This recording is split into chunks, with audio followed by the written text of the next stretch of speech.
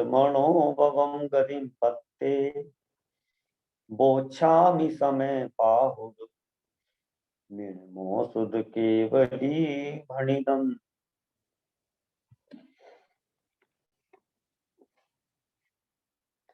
हमारी चर्चा 12 भावनाओं पर चल रही है।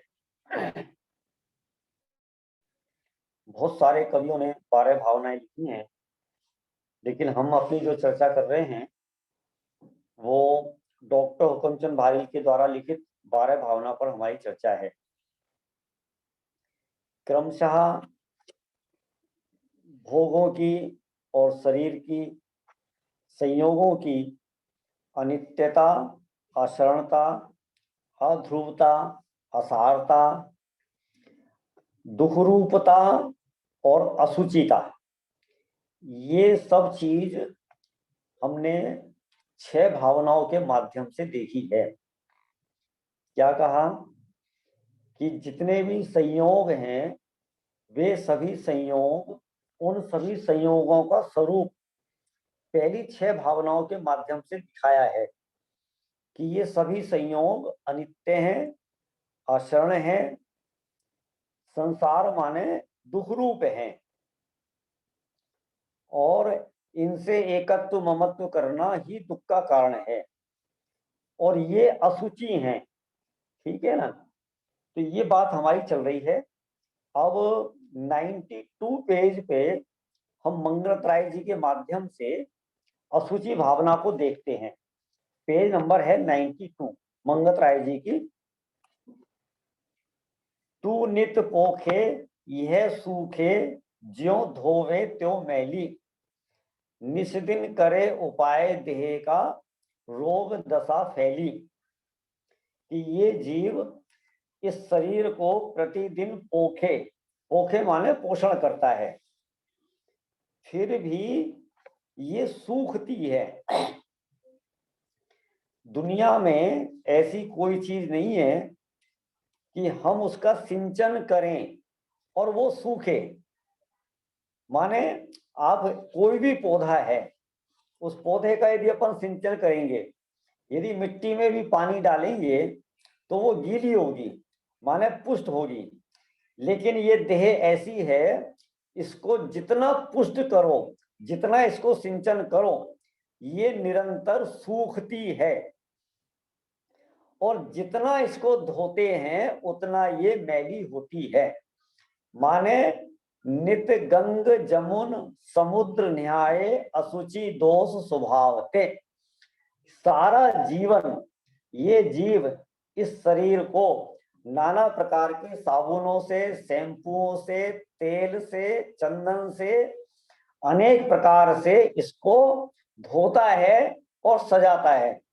फिर भी आश्चर्य की बात यह है कि जितना इसको सजाया जाता है उतना ही ये मैला होता रहता है। निस्दिन करे उपाय देह का रोग दशा फैली। माने कितने उपाय कर लो फिर भी इस देह में रोगों का घर बनता रहता है। 2 लाइन छोड़ के, काना पोड़ा पड़ा हाथी है चूसे तो रोवे, फले अनंत जो धर्म ध्यान की भूमि विषय बोवे। इस देह को काना पोड़ा के समान समझो। गन्ने में पोरे होते हैं ना, पोरे। अब एक काना पोरा है तो उसका सेवन तो किया नहीं जा सकता, भक्षण तो किया नहीं जा सकता, खाया तो नहीं जा सकता। लेकिन यदि उसको वापस भूमि में डाल दिया जाए तो उस पोरे से मीठे मीठे गन्नों का स्वाद लिया जा सकता है। बिल्कुल इसी प्रकार से कि फले अनंत जो धर्म ध्यान की। अब धर्म ध्यान की भूमि में बोना है। किसको बोना है धर्म ध्यान की भूमि में? कि देह रूपी काने गन्ने को। ये देह है ना, इस देह को मंगत राय जी ने यहाँ काने गन्ने की उपमा दी है। ठीक है ना? काना गन्ना आप खाओगे तो खाया नहीं जाएगा, नष्ट हो जाएगा। बो दोगे तो आप अनेक प्रकार के मीठे गन्नों का स्वाद ले सकते हो। बिल्कुल इसी प्रकार से केसर चंदन पुष्प सुगंधित वस्तु देख सारी, देह पासते होए अपावन निष्दिन मल जारी। माने निरंतर इसके स्पर्श में सुगंधित केसर, चंदन आदि आदि जितने भी सुगंधित पदार्थ हैं जो इसके संयोग में आते हैं वे सब अपावन हो जाते हैं, माने अपवित्र हो जाते हैं। ऐसा इस देह का स्वरूप है। तो हे प्राणी, जिस देह से तेरी इतनी प्रीति है, इतना एकत्व ममत्व है, तू उसके स्वरूप को जानकर इससे विरक्त हो और आत्मा में अनुरक्त हो, ऐसा असुचि भावना का हमारे को संदेश है। समझ कि देखो, खाली पढ़ने से कुछ नहीं होता है, ठीक है। आप ये चाहो कि हम 12 भावनाओं को पढ़ते रहें पढ़ते रहें पढ़ते रहें, बराबर मंदिर में जैसे पूजा करके आते हैं ऐसे ही 12 भावनाओं का पाठ करते रहें और हमें वैराग्य हो जाएगा, नहीं होने वाला। पता है, हमने पहले दिन कहा था अनुप्रेक्षा इसका पर्यायवाची नाम है। अनुप्रेक्षा माने, अनु माने बार बार, और प्रेक्षा माने चिंतन करना। बार बार जिनका चिंतन किया जाता है उन्हें 12 भावनाएं कहते हैं। बार बार जिन्हें पढ़ा जाता है उन्हें 12 भावना कहते हैं, ऐसा नहीं। हम क्या करते हैं, चिंतन तो करते नहीं, विचार तो करते नहीं, और केवल पढ़ते रहते हैं। पढ़ने का नाम, याद करने का नाम 12 भावनाओं का चिंतन नहीं है, ठीक है। 100 साल पहले की कोई 12 भावना नहीं बता सकते हो आप, समझे ना, क्योंकि आचार्य कुनकुन ने भी 12 भावनाएं लिखी हैं। मेरा प्रश्न ये है, जब ये 12 भावनाएं नहीं लिखी हुई थी उससे पहले भी 12 भावनाओं का चिंतन होता था कि नहीं होता था? होता था, समझ में है कि नहीं है? तो अब जब तक नहीं लिखी तब लोग क्या 12 भावनाओं का चिंतन करते थे, माने वो अपने शब्दों में चिंतन करते थे, इस शरीर का स्वरूप क्या है, ये संसार कैसा है, सुख रूप है कि दुख रूप है। तो उस चिंतन की कीमत है, पढ़ने की कीमत नहीं है, समझ में कि नहीं है? स्वाध्याय के 5 भेद होते हैं, वासना, प्रच्छना, अनुप्रेक्षा, आमनाय और धर्मोपदेश, ठीक है। ठीक है, वाचना भी स्वाध्याय होता है, 12 भावनाओं को पढ़ना भी स्वाध्याय होता है, लेकिन वाचना और प्रच्छना से अनुप्रेक्षा की कीमत ज्यादा है।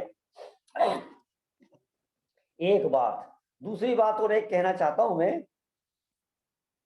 जितना अपन ने पढ़ा है ना, तो उस या पूछा है, पढ़ना, पूछना, याद करना, उससे सैकड़ों गुना ज्यादा चिंतन हो सकता है, सैकड़ों गुना ज्यादा। माने आप जितना पढ़ते हो ना, तो उसमें आप अनेक सैकड़ों गुना ज्यादा आप चिंतन कर सकते हो। मैं जीव हूं, अपन ने ये पढ़ा, समझ में ना। अब अपन आगे बढ़ जाते हैं, मैं जीव हूं, मैं शरीर नहीं हूं, लेकिन आप इस बात पे चिंतन करो अकेले, मैं जीव हूं। अब इस पर कितना चिंतन हो सकता है हम शब्दों में नहीं कह सकते, और आप विचार नहीं, समझ में कि नहीं है? तो चिंतन की कीमत ज्यादा है। अब इसी प्रकार से आगे बढ़ते हैं अपन, पेज नंबर 97, आश्रव भावना। आश्रव भावना का पहला छंद है 97 पेज पे, देखो। संयोग जाचित वृत्तियां भ्रम कूप आश्रव भाव है, दुख रूप है दुख करण है, अशरण मलिन जड़ रूप है।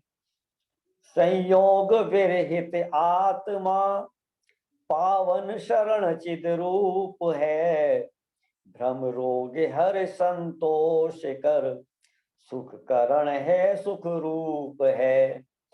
क्या कहा? चिदवृत्तियां माने क्या?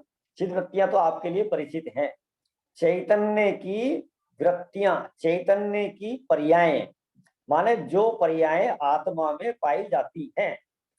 और वो वृत्तियां कौन कौन सी? संयोग रूप, अथवा संयोग के आश्रय से उत्पन्न होने वाली आत्मा की वृत्तियां, ठीक है, संयोग के आश्रय से, संयोग के आश्रय से आत्मा में जो भी वृत्तियां होंगी वो गारंटी से राग द्वेष रूप ही होंगी। ऐसा तो जहां जहां संयोग या चित्त वृत्तियां आते हैं ना, जहां भी संयोग या चित्त वृत्तियां आवे तो वहां आपको क्या लेना कि केवल राग द्वेष, समझ में है कि नहीं? माने संयोग के आश्रय से आप इस आत्मा को छोड़कर किसी भी पर पदार्थ का अवलंबन लेते हो। अब पर पदार्थ में चाहे वो शुभ भावों के आश्रय लेने वाले हो और चाहे वो अशुभ भावों का आश्रय लेने वाले हो, यानी आप देव शास्त्र गुरु का भी आश्रय लोगे तो वहां भी आपको राग हुए बिना रहेगा नहीं। बोलो सिद्ध भगवान की स्तुति करो, आप निर्वांछक भाव से सिद्ध भगवान की स्तुति करो तो आपको राग होगा कि वितरागता होगी? बोलो, होठ हिला दो बस, राग होगा कि वितरागता होगी? अरे बोलो, होठ हिला दो, वैसे ही बोलते करो राग होगा। समझ है कि नहीं? माने वितरागता तो केवल अपनी आत्मा में रमने जमने, उसको पहचानने, उसमें स्थिर होने से हो सकती है।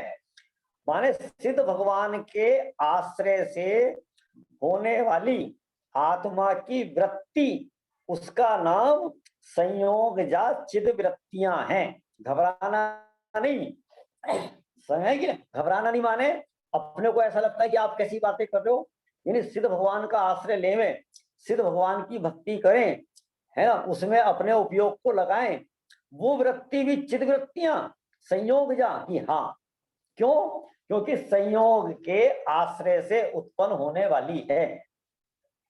आत्मा के आश्रय से जो वृत्ति उत्पन्न होगी वो वीतराग में होगी, और आत्मा को छोड़कर किसी के भी आश्रय से जो वृत्ति होगी वो गारंटी से राग द्वेष रूप होगी। एक बात, दूसरी बात एक और है, हमें क्या लगता है कि भगवान की भक्ति होती है, भगवान के गुणों का अनुराग होता है, भगवान के गुणों के प्रति जो अनुराग है वो अकेले राग रूप है या द्वेष रूप भी है?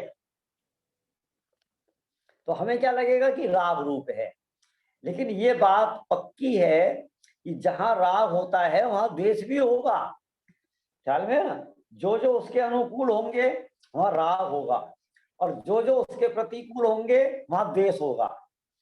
ऐसा तो ये जो संयोग या चिद वृत्तियां हैं ये भ्रमकूप हैं। भ्रमकूप माने भ्रम के कुएं के समान है, या इन वृत्तियों को आप भ्रम का कुआं मानो, अज्ञान का कुआं, और ये आश्रम रूप हैं। जितने भी रागादि भाव हैं ये ही आश्रम हैं, इसके अलावा कोई आश्रम नहीं है। किसी ने गाली दी तो अपने को गुस्सा आया, क्रोध कसाय हुई, तो कर्म का आश्रम होगा कि नहीं होगा? कि होगा।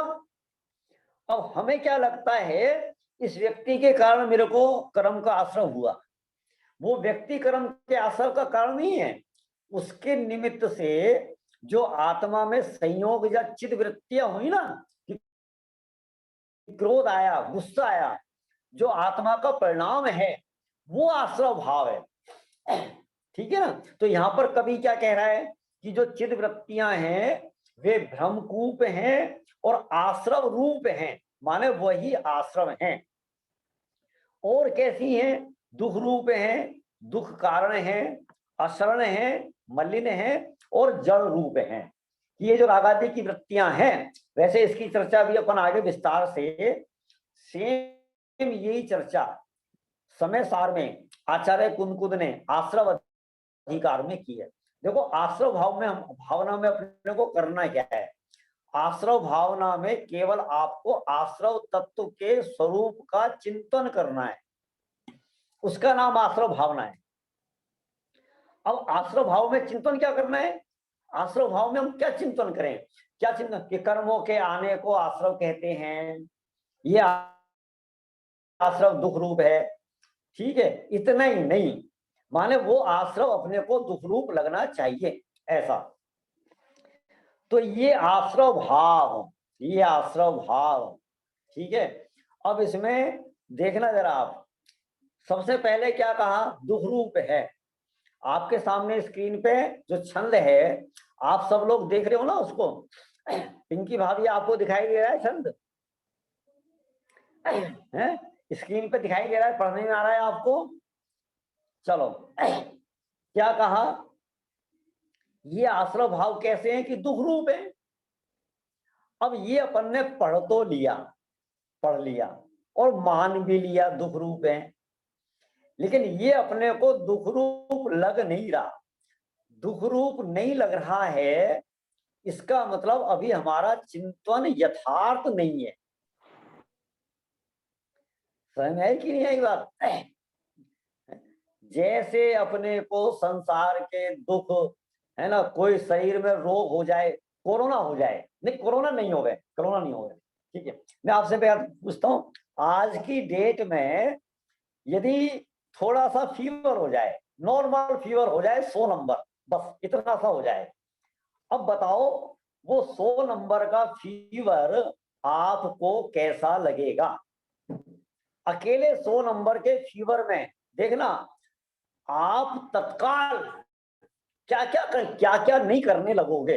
100 नंबर का फीवर है, नॉर्मल है, कोरोना का उससे कोई संबंध नहीं है, लेकिन आपका प्रयास, आपका चिंतन, ठीक है, आपका सारा पुरुषार्थ, फिर भाई फटाफट गिलोय लाओ, फटाफट भाप लो, फटाफट कपूर सूंघो, फटाफट फिटकरी के गरारे करो, बोलो, इसका नाम है कोरोना का सच्चा चिंतन। माने कोरोना दुख रूप लग रहा है। जब दुख रूप लगता है तो उससे छूटने का उपाय भी होता है। आपने एक पंक्ति बहुत पढ़ी होगी, आश्रव दुखकार घनेरे, बुद्धिवंत तिन्हे निर्वेरे। अब ये अपन पढ़ते हैं, आश्रव दुखकार घनेरे, आश्रव दुखकार घनेरे, आश्रव दुखकार घनेरे। बोलो, कभी दुख रूप लगता है क्या? मैं बहुत सरल सरल बातें कर रहा हूं, देखो। आप खाना खाते हो कि नहीं खाते हो? हाँ, खाते हैं। भोजन करने का परिणाम, भोजन करने का जो परिणाम है वो कौन सा परिणाम है? राग का परिणाम है कि द्वेष का परिणाम है? राग का परिणाम है। ध्यान से सुनना। अच्छा, कभी आज तक आपको लगा कि ये जो राग है ये दुख रूप है? विचार करना आप। हमें जो पदार्थ अच्छे नहीं लगते, हमारे घर में देखना आप, एक सफेद सोफा है, तो सफेद सोफा बहुत अच्छा लग रहा है, ठीक है। तो सफेद सोफा अच्छा लग रहा है, तो यहां इस बात की गारंटी है कि काला सोफा हमें बुरा लगता है, ठीक है ना? अच्छा, अब ये जो हमारे अंदर में राग द्वेष हुआ, सफेद सोफे के प्रति राग और काले सोफे के प्रति द्वेष, बोलो आज तक आपको लगा कि ये दुख रूप है? हमें कितने पदार्थों से राग है, बेटे का राग है, माँ का राग है, मकान का राग है, पैसे का राग है, ठीक है। अभी आप इनको भूल जाओ कि आपको देवसास गुरु का राग है, आपको धर्मानुराग है, आपको स्वाध्याय का राग है, आपको भगवान की पूजा का राग है, आपको तीर्थ यात्रा का राग है। मैं तो कहता हूं इसे भूल जाओ, आप इसकी चर्चा मत करो। यद्यपि न्याय से देखा जाए तो राग तो दुख रूप है ना।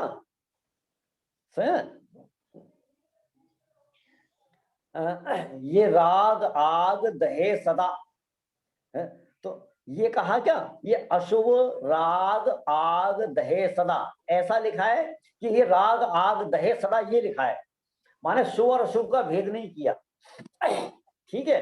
तो मैं क्या कहना चाह रहा हूं, अभी आप शुभ राग को तो साइड में रख दो, शुभ राग को भूल जाओ, लेकिन हमारा 24 घंटे जो अशुभ राग होता है उस अशुभ राग को हम भला मानते हैं कि बुरा मानते हैं। यदि आप कहीं अशुभ राग में भी है ना थोड़ी सी कमी करते हैं, हजारों लोग आपको उपदेश दे देते मिल जाएंगे, नहीं इतना तो राग होना ही चाहिए, इतना तो राग होना ही चाहिए। मानो बेटे के प्रति है, बहू के प्रति है, बच्चों के प्रति है, ठीक है, ऐसा माने आज तक हमें अशुभ राग दुखरूप नहीं लगा, तो हमने 12 भावना का क्या चिंतन किया। ये बात आश्रव भावना के अंतर्गत आ रही है, ठीक है ना। तो क्या का ध्यान देना पहली 2 पंक्तियों में, क्या का संयोग जा चिदवृत्तियां, चिदवृत्तियां माने राग द्वेष की वृत्तियां, ये आश्रव रूप हैं, और ये जो राग द्वेष की वृत्तियां हैं नंबर 1 दुख रूप है, दुख रूप है। तो प्रश्न ये उठ रहा है कि ये अपने को दुख रूप लग रही है क्या, हमें कितने पदार्थों के प्रति राग है, ठीक है। तो ये जो राग है ये दुख रूप लगना चाहिए, ऐसा द्वेष दुख रूप लग जाता है, ठीक है। जिसके प्रति अपने को द्वेष है, कसाय है, और कोई अरे छोड़ो यार क्यों कसाय करते हो, छोड़ो, हमें भी लगता है हाँ यार कसाय नहीं करना, गुस्सा नहीं करना, छोड़ो, बैर भाव छोड़ दो। लेकिन राग के प्रति हमारा ऐसा व्यवहार कब होता है बताओ, ठीक है। हर किसी से राग है, कभी आपको किसी ने कहा छोड़ो मकान का राग छोड़ दो, बेटे का राग छोड़ दो, पत्नी का राग छोड़ दो, कभी ऐसा उपदेश मिला ना, तो कभी ऐसा उपदेश सुनने को मिलता है, और ना ही हम ऐसा उपदेश सुनने को तैयार होंगे। यदि आपको किसी के प्रति द्वेष है ना, और मैं आपको उपदेश देने लगूं छोड़ दो, मत छोड़ दो गुस्सा, छोड़ दो द्वेष, संसार में क्या रखा है देखो ना, सब और हाय हाय मची हुई है, छोड़ दो, बैर भूल जाओ, तो आप तैयार हो जाओगे, हाँ। और हम ये कहें कि राग छोड़ दो, नहीं, ना तो ये कोई कहने वाला मिलेगा और ना ही हम इसको स्वीकार करना। जबकि यहां पर ये कहा जा रहा है कि राग आश्रव भाव है और वो दुख रूप है। एक बात दुख रूप है, देखो दुख रूप है, पता है राग दुख का दुख रूप है, पता है कैसे पता चलेगा, अभी मैं बताता हूं आपको। बहुत सारे उदाहरण है, सिंपल उदाहरण है, ठीक है। पड़ोसी के बच्चे के बच्चे का एक्सीडेंट हो जाए और उसकी एक टांग चली जाए, अपने को कितना दुख होगा, और अपने बेटे के एक जरासी सी उंगली में कट लग जाए, ठीक है, कितना दुख होगा, बहुत ज्यादा। लेके भागेंगे क्या होगा, इतना खून भैया, इसे हल्दी का दूध पिलाओ, ये है तकलीफ हो रही है, बेटा रो रहा है तो हम भी रो रहे हैं, बेटा करा रहा है तो हम भी करा रहे हैं। क्यों भाई साहब, एक बच्चे की टांग कट गई तब भी तुम्हारे को दुख नहीं हो रहा, और एक बच्चे के जरा सी खरोंच आ गई तब भी तुम, अब बताओ दुख काय का है, बोलो काय का दुख है, राग का दुख है, राग का, इसको कहते हैं राग का दुख। अभी जो हमारा बेटा है ना उसके लिए मरे जाते हैं, मरे जाते हैं, मरे जाते हैं, और उसकी आयु पूरी हो जाए और वो कहीं दूसरी पर्याय में चला जाए, मैं कहता हूं हमारे पड़ोस में जन्म ले ले और हमें नहीं पता कि वो हमारा ही बच्चा है। अब उसके कुछ भी होता रहे, अब उसकी टांग कट जाए, हमें क्या फर्क पड़ रहा है, अब क्यों नहीं दुख हो रहा तेरे को। और सही मायने में तो आज मान लो हमारे पड़ोस में किसी भाई को चोट लगी है, वो अनंत बार मेरा बेटा बना है, अनंत बार मेरा भाई बना है, अनंत बार मेरी माँ बना है, अनंत बार पिता बना है, लेकिन हमारे को तकलीफ क्यों नहीं हो रही, क्योंकि आज उसके प्रति हमें राग नहीं है, राग नहीं, समय की ना। तो यहां पर ये कहा गया कि राग दुख रूप है, राग दुख रूप है माने राग दुख रूप लगना चाहिए, तो समझना हमें आश्रव भावना का चिंतन है, और नहीं तो नहीं है। राग, हमें राग में मजा आता है, और बहुत सारे लोग तो राग बढ़ाते हैं, राग बढ़ाते हैं, कैसे बढ़ाते हैं, जितना परिग्रह बढ़ेगा उतना क्या बढ़ेगा, एक बात, बहुत सारे लोग भैया हम तो व्यवहार कमाते हैं, व्यवहार कमाते हैं, हम तो व्यवहार बनाना चाहते हैं। तो आप जितना व्यवहार बनाओगे ना, आपने अपने बेटे की शादी करी, उसमें 10,000 लोगों को निमंत्रण दिया, साहब हम तो व्यवहार बनाते हैं, हम तो सबसे मेल जोल बढ़ा के रखते हैं। तुम मेल जोल बढ़ा रहे हो, व्यवहार बढ़ा रहे हो, क्या बढ़ा रहे हो? राग बढ़ा रहे हो। राग बढ़ा रहे हो, इसका मतलब तुम्हारे को राग दुख रूप नहीं लग रहा। हम राग को पुष्ट करते हैं, राग को बढ़ाते हैं, जबकि आश्रव भावना में ये कहा जा रहा है कि राग दुख रूप है, और दूसरे नंबर पे क्या कहा जा रहा है? दुख का कारण है। दुख का कारण है माने आज भी दुख होगा और अगले जन्म में भी दुख होगा, अगली पर्याय में भी। ये राग पता नहीं कितना रुलाएगा अपने को। राग, राग किस कर्म की प्रकृति है? मोहनीय कर्म की प्रकृति है, समझे ना? और मोहनीय कर्म की प्रकृति सबसे ज्यादा दुख देती है और सबसे ज्यादा दिन तक दुख देती है। दो बात, क्या कहा? जो मोहनीय कर्म की प्रकृति है सबसे ज्यादा दुख देती है और सबसे ज्यादा दिन तक दुख देती है। सबसे ज्यादा दिन तक माने मोहनीय कर्म की प्रकृति की उत्कृष्ट स्थिति 70 कोड़ा कोड़ी सागर की होती है। ज्ञानावर्णी कर्म की 30 कोड़ा कोड़ी सागर, दर्शनावर्णी कर्म की 30 कोड़ा कोड़ी सागर। ठीक है ना? माने ये राग अपने को कितने लंबे समय तक दुख देगा, और सबसे ज्यादा दुख देता है। ज्ञान कम हो तो चलेगा, कोई बात नहीं, लेकिन मोह जितना होगा उतना दुख होगा। एक बात, दूसरी बात सुनो, ज्ञानावर्णी कर्म का उदय होगा तो तेरे को कम ज्यादा ज्ञान हो जाएगा। दर्शनावर्णी कर्म का उदय होगा तो तेरा दर्शन कम ज्यादा हो जाएगा।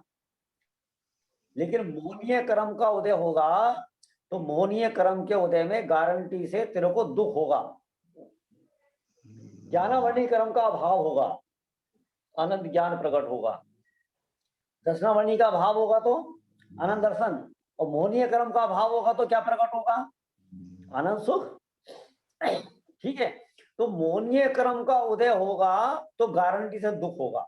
और मोहनीय कर्म माने क्या? मोहनीय कर्म तो यही है कि तू रागादि भावों को भला मानता है।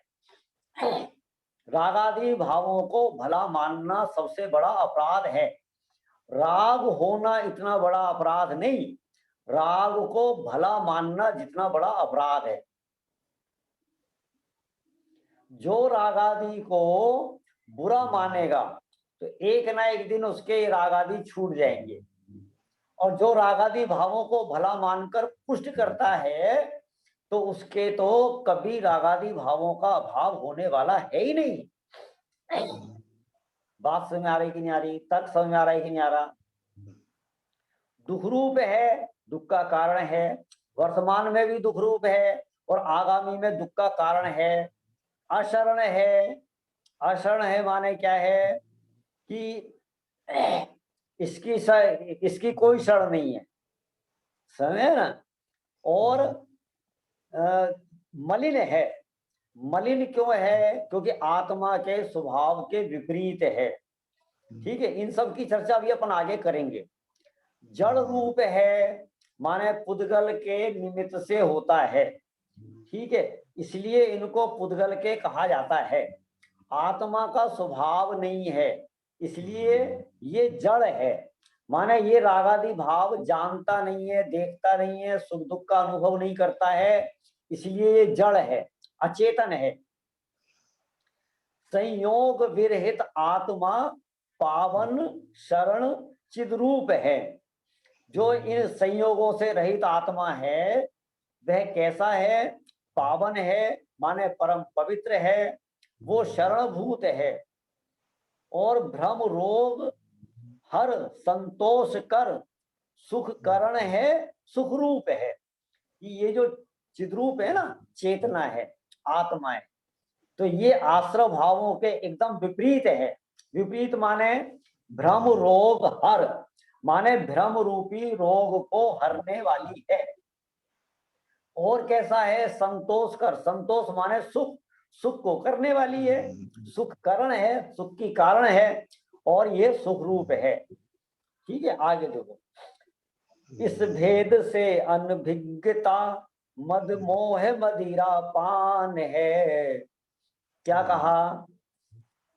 ऊपर की पहली दो लाइनों में आश्रव भाव को दुख रूप, दुख का कारण, अशरण, मलिन और जड़, ये कहा। बाद की दो लाइनों में क्या कहा कि आत्मा, अब इनका उल्टा कर दो, जो दुख रूप है वो सुख रूप, दुख कारण है माने सुख का कारण है, कौन? आत्मा। अशरण है माने ये शरण है, वो मलिन है, ये पवित्र है, पावन है, वो जड़ रूप है, ये चेतन रूप है। आपने इन चार लाइनों में आत्मा और आश्रव भावों में अंतर देखा, आत्मा और आश्रव भावों का अंतर। समय सार आश्रव अधिकार में आचार्य कुन से पूछा कि ज्ञानी कौन और अज्ञानी कौन, ये पूछा, ज्ञानी किसे कहते हैं और अज्ञानी किसे कहते हैं। तो वहां आचार्य ने उत्तर दिया गाथा में कि जो आत्मा और आश्रव के भेद को जानता है वो तो है ज्ञानी, और जो आत्मा और आश्रव के भेद को नहीं जानता उसको कहते हैं अज्ञानी। ठीक है, अब आप देखो, आपने किसी बच्चे से कहा जाओ बेटा 1 दर्जन संतरा ले आओ, और वो 1 दर्जन मौसमी ले आया। ठीक है, अब आप क्या कहोगे? बड़ा मूर्ख है, बड़ा ज्ञानी है, इसे इतना भी नहीं पता कि मौसमी किसे कहते हैं और संतरा किसे कहते हैं। आपने कहा बेटा 1 दर्जन केले ले आओ, ठीक है, और वो 1 दर्जन मान लो कुछ और चीज लिया है। आपने कहा खरबूज ले आओ, और वो तरबूज लिया है, माने वो खरबूज के स्थान पर तरबूज लेकर आ रहा है। ध्यान से सुन, जो खरबूज और तरबूज का अंतर नहीं जानता वो अज्ञानी, आपकी नजर मूर्ख है, इतना भी नहीं पता है इसको। इसी प्रकार से जो आत्मा और आश्रव का अंतर नहीं जानता वो अज्ञानी, आचार्य खुद कह रहे हैं। बात समझ आई नहीं आई है? तो तुझे इतना भी नहीं पता, एक जड़ है एक चेतन है, एक दुख रूप है एक सुख रूप है, एक दुख का कारण है एक सुख का कारण है, तुझे इतना भी नहीं पता। तो जिसको इतना भी नहीं पता वो अज्ञानी। समझ में कि नहीं? मैं बार बार एक बात कह रहा हूं, राग होना, राग को भला मानना अंतर है, कसाय होना और कसाय को भला मानना। कसाय तो ज्ञानी को भी होती है। मुनिराज को भी आहार करने का राग आता है कि नहीं आता है? बोलो, मुनिराज को आहार विहार का राग आता है नहीं आता है? आता है, लेकिन वो उस राग को भला नहीं मानते। शास्त्र लिखने का जो भाव है वो राग रूप है कि वीतराग रूप है? शास्त्र लिखने का भाव, बोलो, राग है कि वीतरागता है? वीतराग भाव से लिखते हैं कि राग भाव से? राग भाव से। राग भाव से। समझ में कि नहीं है? तो इससे क्या सिद्ध हुआ कि राग तो बड़े बड़े ज्ञानियों को भी होता है, लेकिन मुनिराज को उसमें खेद वर्तता है, खेद वर्तता है। समझ में आई कि नहीं आई बात? खेद वर्तता है, माने वो उस राग को भी भला नहीं मानते। आपको मजबूरी बस आज के समय में, आज के समय, ठीक है, जब ये पता है कि हेलो हेलो कोई बोल रहा है क्या कुछ? देखो, आज के समय में ये पता है कि घर से बाहर निकलना माने मौत, मौत, लेकिन फिर भी हमें सब्जी लेने जाना है, दूध लेने जाना है, मान लो बच्चे की तबीयत खराब हो गई दवाई लेने जाना है, हम बाहर जाते तो हैं लेकिन खेद वर्तता है, नहीं जाना पड़े, नहीं जाना पड़े। और कदाचित अपन चले गए, ये भगवान समझ गए हैं? तो ऐसे ही ज्ञानियों को कसाय करनी पड़ती है, होती है, लेकिन उसका उन्हें खेद बरतता है। और हमारे को राग हो, द्वेष हो, क्रोध हो, मान हो, ठीक है, पता है क्या, हमें गुस्सा आ रहा है और हम किसी को भला बुरा कह रहे हैं, किसी ने हमसे कहा अरे नहीं छोड़ो छोड़ो छोड़ो, अच्छा वो हमें गाली दे और हम गुस्सा भी ना करें, देखना, हम गुस्सा भी नहीं करें, मतलब इससे हम क्या कहना चाहते हैं कि हमें गुस्सा ना, हम गुस्से को भला मान रहे हैं, भला मान रहे हैं, आप समझे ना? हम डांटे भी नहीं, हम डांटे भी नहीं, वो गलती करता रहे हम डांटे भी नहीं। तो हम अपने राग को, द्वेष को, क्रोध को, है ना, देखो थोड़ा बहुत तो हंसना ही चाहिए, थोड़ा बहुत तो हंसना ही चाहिए। तो तुम क्या मान रहे हो, हास्य कसाय को भला मान रहे हो, भगवान की प्रतिमा हंसमुख होनी चाहिए, तो तुम क्या मान रहे हो, मतलब हास्य कसाय को भला मान रहे हो। तो अभी तक हमने आश्रव भावों को बुरा माना नहीं और बुरा मानने को तैयार नहीं हम, ऐसा समझ में आ रही कि नहीं आ रही बात? जब तक तुम्हें ये आश्रव भाव भले लग रहे हैं तब तक हमारी आश्रव भावना प्रारंभ भी नहीं हुई है। तो क्या कहा, ये जो हमने ऊपर आश्रव भाव और आत्मा, इन दोनों में भेद बताया, पहली 2 लाइन में आश्रव के बारे में, बाद की 2 लाइन में आत्मा के बारे में, तो हमने जो ये भेद बताया, इस भेद से अनभिज्ञता, माने जो इस भेद को नहीं जानते, इस भेद से अनभिज्ञता, इसका नाम क्या है, इसका नाम मोह है, मोह रूपी मद है, मद है।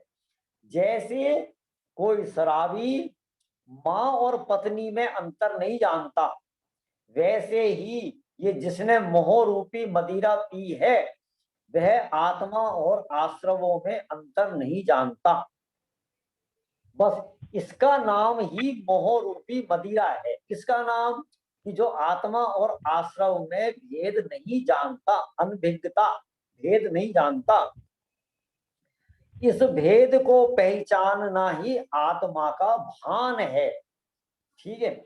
जो इस भेद को जानते हैं कि आत्मा भिन्न है और आत्मा भिन्न है, आश्रव भिन्न है, उनको ही आत्मा का ज्ञान होता है, भान माने ज्ञान होता है, समझ कि नहीं है, पहचान होती है। इस भेद की अनभिज्ञता संसार का आधार है, इस भेद को नहीं जानना ही उसका नाम संसार है, और संसार कुछ है ही नहीं। भेद है ना, बहुत बड़ी चीज होती है, ठीक है। देखो 2 भाई हैं, सगे भाई हैं, और एक भाई मान लो 30 साल का है, एक भाई 32 साल का है, तो 30 साल से उन दोनों भाइयों में अटूट प्रेम है, अटूट प्रेम, ठीक है। और किसी भी कारण से, चाहे वो भ्रम से हो गया, ठीक है, और उन दोनों के मन में भेद पड़ गया, देखना भेद, भेद दोनों के मन में जरा सा भेद पड़ गया कि ये जो बड़ा भाई है ना, ये मेरे साथ बेईमानी करता है, वो जरा सा भेद पड़ गया।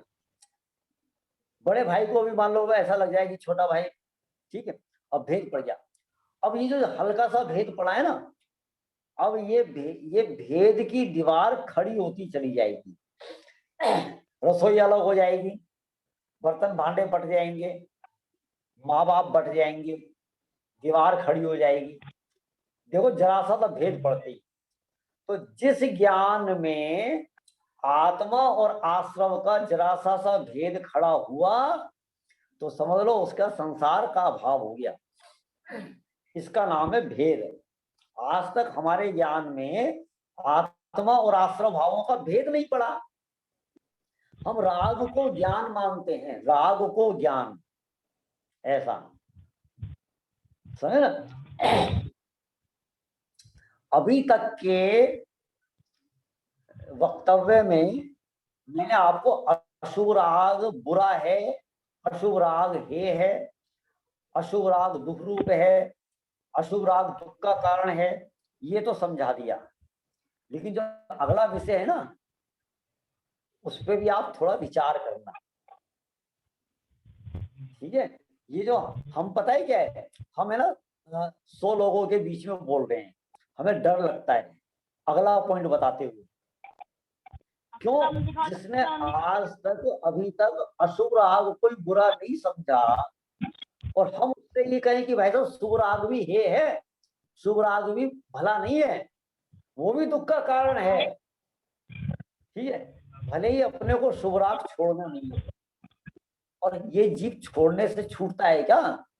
बात छोड़ने की नहीं है। हम ये नहीं कह रहे आप राग छोड़ो, हम तो ये कह रहे हैं आप राग को भला नहीं मानो। पहले में पहला काम ये करो, आप राग दुख रूप है, दुख का कारण है, संसार का कारण है, चार गतियों का कारण है, पहले इतना तो स्वीकार करो आप। शुभ अशुभ कर्म फल जेते, माने दोनों एक एक खाते में। शुभ अशुभ वृत्ति एकांत दुख अत्यंत मलिन संयोगी है। आंटी जी अभी तो मैं अलग से पढ़ रहा हूं, ठीक है, इसमें नहीं है। क्या कहा? शुभ, ये तो पूजा की पंक्ति है ना। शुभ अशुभ वृत्ति एकांत दुख अत्यंत मलिन संयोगी है, अज्ञान विधाता है इसका, निश्चित चैतन्य विरोधी है। बताओ, ये एकांत से दुख है, माने देखो लेखक क्या कह रहा है, शुभ अशुभ वृत्ति एकांत दुख। एकांत से माने एक तरफ से, आप ये नहीं कह सकते ये अशुभ अशुभ तो दुख है और शुभ सुख है, ऐसा नहीं कह सकते आप। शुभ और अशुभ में कितना अंतर है? शुभ और अशुभ में कितना अंतर है? एक 4 नंबर का बुखार है और एक 2 नंबर का बुखार है, बस इतना सा अंतर है। अब आपको कौन सा अच्छा लगेगा, 4 नंबर का बुखार की 2 नंबर का? और बताएं आपको, समय सार में क्या कहा, एक सोने का पिंजरा है, लोहे का पिंजरा है। अब आपको कौन सा अच्छा लगेगा? और बताओ, एक नहाया हुआ भंगी, एक बिना नहाया भंगी है, तो आप किससे बर्तन मजवाना पसंद करोगे? आप समझे ना? तो बस ऐसा ही है, ख्याल में इतनी सी बात समझ में नहीं आ रही। बंधन तो बंधन है, और सुनो, जिन पुण्य पाप नहीं कीना, आत्म अनुभव चित्त दीना। कहां पर आया है, कहां पर आया है? सारी दुनिया पढ़ती है, जिन पुण्य पाप नहीं कीना, जिन पाप भाव नहीं कीना, ऐसा लिखा है, जिन पाप भाव नहीं कीना। अरे जिन पुण्य पाप नहीं कीना, आत्म अनुभव चित दीना, ये पुण्य पाप भाव से रहित आत्मा के अनुभव में चित लगाया है। आगे की 2 लाइनें कौन बोलेगा?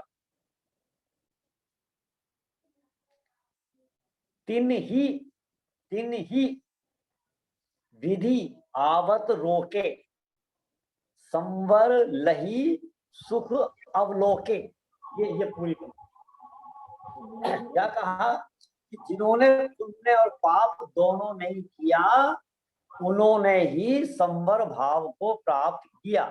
संवर लही सुख अवलोके, माने उन्होंने ही सच्चे सुख को प्राप्त किया है, तो सच्चे सुख को देखा है। समझ में है कि नहीं आई बात? पता है, ये जो पंक्ति है, जिन पुण्य भाव नहीं, जिन पुण्य पाप नहीं कीना, जिन पुण्य पाप नहीं कीना, पढ़ तो जाते हैं, परंतु इसका रहस्य हर कोई स्वीकार नहीं कर पाता। बड़े बड़े विद्वान स्वीकार नहीं कर पाते, बड़े बड़े विद्वान, बड़े बड़े पदवीधारी, उन्हें कहते नहीं नहीं ये गलत है, गलत है, गलत है, ऐसा नहीं लिखो, ऐसा लिखो। अरे केवल रवि किरणों की पूजा में युगल जी साहब ने लिखा था, शुभ और अशुभ की ज्वाला से झुलसा है मेरा अंतस्थल। तो दुनिया ने वहां से शुभ शब्द हटा दिया।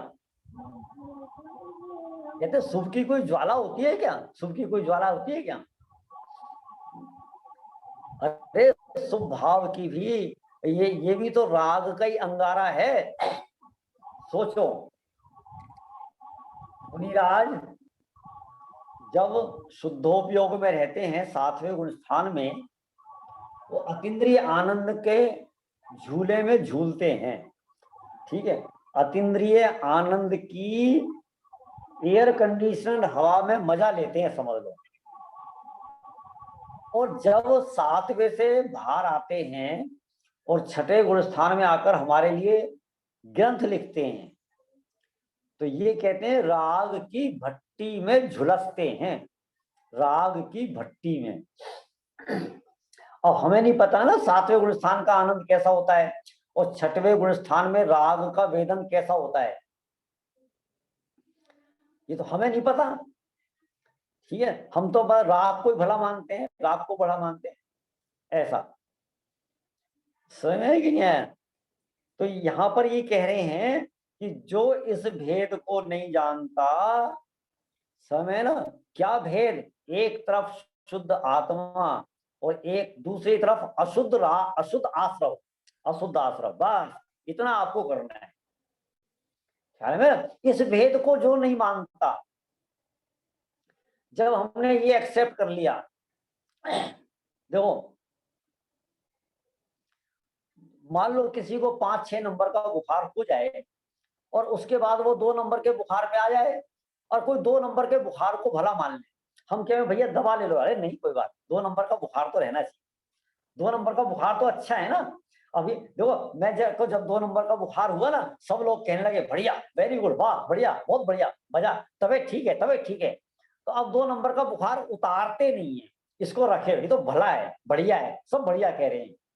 अरे नालायक, यदि तूने 2 नंबर का बुखार को भला मान के रखा, तू मर जाएगा, मर जाएगा। सोच, यदि तूने इसको भला मान लिया तो, ख्याल में है कि नहीं है? तूने शुभ राग को भला मान लिया, हम शुभ राग होता है, होता है, ख्याल में, ज्ञानियों को होता है, होना अलग बात है और भला मानना अलग बात है। डॉक्टर साहब का एक उदाहरण है, बहुत बढ़िया सटीक बैठता है यहाँ पर। क्या है कि घर में है ना, एक बुजुर्ग लाला जी थे, घर में बहू बेटियां थी। अब क्या है कि जब भी वो घर में घुसते थे तो उनको थोड़ा सा खकारना पड़ता था, खांसना पड़ता था। हम पूछते आप क्यों खांसते हो? अरे नहीं, बहू बेटियां हैं, पता नहीं कैसी अवस्था में बैठी हैं, तो वो थोड़ा सावधान हो जाएं। ठीक है, अब थोड़े दिन बाद उनको सचमुच में खांसी हो गई। अब लाला जी को खांसी हो गई, हमने कहा लाला जी बहुत खांस रहे हो आप दवा क्यों नहीं लेते? अरे नहीं, कैसी बातें करो, मेरे को आज तक मैं नकली खांसी खांसता था, आज असली हो गई तो बहुत बढ़िया बात है ना। बहू बेटियों के घर में थोड़ी बहुत तो खांसी चाहिए ना, अब असली खांसी है तो बड़ा मजा आ रहा है, कोई बात नहीं। अब बताओ कोई ऐसा करता है क्या? अरे खांसी तो खांसी है भैया, ख्याल में, खांसी होना अलग बात है। अब उन लाला जी ने क्या करा, खांसी को भला मान लिया। ये खतरनाक है, खांसी होना खतरनाक नहीं है। ज्ञानियों को धर्म और धर्मायतनों के प्रति राग होता है, राग होना अलग बात, और राग को भला मानना, देखो छठे गुण स्थान में भी राग होता है, लेकिन राग को भला मानते ही छठे से पहला आ जाएगा, ये ध्यान रखना। क्योंकि राग होना छठे सातवें में भी है, ख्याल में 8वें 9वें में भी है, लेकिन राग को भला माना ना, वो पहला गुण स्थान है, गारंटी ऐसा। तो इस भेद को पहचानना ही आत्मा का भान है, इस भेद की अनभिज्ञता संसार का आधार है, इस भेद की नित भावना ही भव जलधि का पार है। माने ये जो आत्मा और आश्रमों का भेद है, इस भेद ज्ञान की भावना ही संसार समुद्र से पार होने का उपाय है। इस भेद से अनभिज्ञ ही रहते सदा बहिरात्मा। 98 पेज सबसे ऊपर। क्या कहा? हाँ ठीक है। इस भेद से अनभिज्ञ ही रहते सदा बहिरात्मा। बहिरात्मा माने मिथ्या दृष्टि, बहिरात्मा माने पहला गुण स्थान, बहिरात्मा माने अज्ञानी, ऐसा लेना। ठीक है। जो आत्मा और आश्रव के भेद को नहीं जानता वो मिथ्या दर्शन का लक्षण है, माने वो मिथ्या दृष्टि है। जो जानते इस भेद को वे ही विवेकी आत्मा। विवेकी आत्मा माने सम्यक दृष्टि, सम्यक ज्ञानी।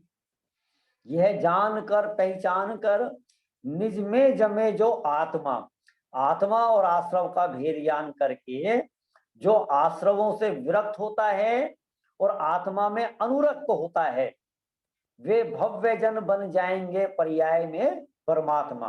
तो इन दोनों के भेद को जानकर वह बहिरात्मा पर्याय में परमात्मा बन जाएगा। समझ में है कि नहीं है? हे आश्रव भाव। तो ये जितने भी आश्रव भाव हैं क्या है? हे। देखो कहीं भी आपको जिनवाणी में ये नहीं लिखा मिलेगा कि ये अशुभ आश्रव हे है और शुभ आश्रव उपादेय है। कहीं ऐसा लिखा हुआ मिलेगा नहीं आपको। तो यहां भी क्या है? हे आश्रव भाव। सब श्रद्धे निज शुद्धात्मा, और श्रद्धा करने लायक अपना शुद्धात्मा है। प्रिय ध्येय निश्चय गे केवल श्रेय निज शुद्धात्मा। अब ये आत्मा किसका प्रिय होता है? प्रिय जिसका प्रिय होता है वो ज्ञानी होते हैं। अज्ञानी मिथ्या दृष्टियों को अपना आत्मा प्रिय नहीं होता और बाकी सारा जगत प्रिय होता है। ठीक है। प्रिय है, ध्येय है, ध्यान का ध्येय है। निश्चय गे, निश्चय माने वास्तव में, वास्तव में यदि कुछ जानने लायक है तो वह आत्मा है। आचार्य कुंद ने समय सार में क्या दिखाया? शुद्ध आत्मा। ठीक है। अच्छा देखना, आचार्य कुंद क्या दिखाते हैं? आत्मा। ज्ञानी क्या दिखाते हैं? आत्मा। और हम क्या दिखाते हैं? हमने किराए का भी मकान लिया होगा ना, चाहे किराए का लिया हो चाहे अपना लिया हो, और लोगों को बुला बुला के दिखाते हैं, देखो भाई साहब ये हमारा मकान, ये हमारा मकान, ये मकान। अरे मूर्ख, जो ना देखने लायक है और ना दिखाने लायक है।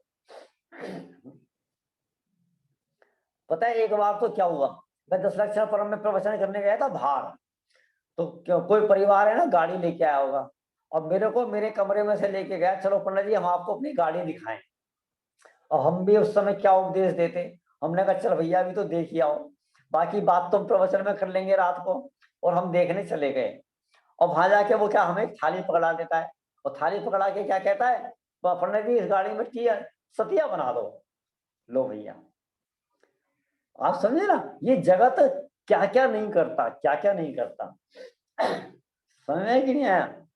तो जो जगत ना देखने लायक है ना दिखाने लायक है, ठीक है, तो देखने लायक और दिखाने लायक तो अपना शुद्धात्मा है। प्रिय, ध्येय, निश्चय गे माने जानने लायक, वास्तव में देखने लायक, वास्तव में जानने लायक, केवल श्रेय निज शुद्धात्मा, सबसे श्रेष्ठ अपना शुद्धात्मा है। बोलो सबसे ज्यादा काम आने वाली चीज हमारे लिए क्या है? सबसे ज्यादा सुख देने वाली क्या है? मोक्ष ले जाने वाला कौन है? अब आप देख लो, तो सबसे ज्यादा श्रेष्ठ कौन हुआ? अपना शुद्ध आत्मा। इस सत्य को पहचानना ही भावना का सार है। क्या सच्चाई है? सच्चाई ये है कि 3 लोक में मेरा शुद्धात्मा ही देखने दिखाने लायक है। इस सत्य को जो पहचानेगा वो ही भावना का सार है। तो धाम की आराधना आराधना का सार है। अपने शुद्धात्मा की आराधना ही। पहले दिन मैंने आपको आचार्य कुंद की जो द्वादशानुप्रेक्षा था ना, उसमें एक लाइन पढ़ के बताई थी मैंने, पहला या दूसरा दिन था। इस आत्मा के चिंतन से बढ़कर कोई दुनिया में दूसरी बाह्य भावना नहीं है। बस, ठीक है ना। ध्रुव धाम की आराधना ही आराधना का सार है। इस शुद्धात्मा की आराधना ही आराधना का सार है। इस प्रकार से आज हमारी ये आश्रव भावना पूरी हुई। इसमें कोई एक दो पॉइंट रह गया होगा तो उसकी चर्चा हम कल करेंगे। आज का समय यहाँ पर पूरा हो रहा है, यहाँ पर हम विराम लेते हैं। जिनवाणी स्तुति पढ़ते हैं। जावाणी के ज्ञान ते सूझे लोकालोक, सोवाणी मस्तक नमो सदा देतु ढोक।